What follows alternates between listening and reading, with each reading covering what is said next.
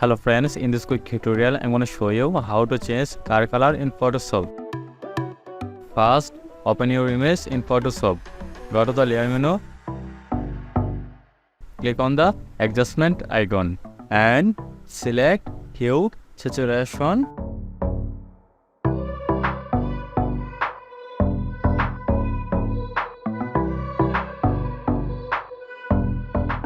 Click on the hand icon. Pick the color, drag the hue and change the color.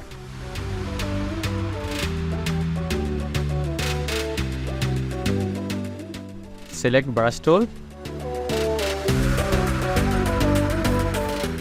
Make a foreground color black and remove the extra color.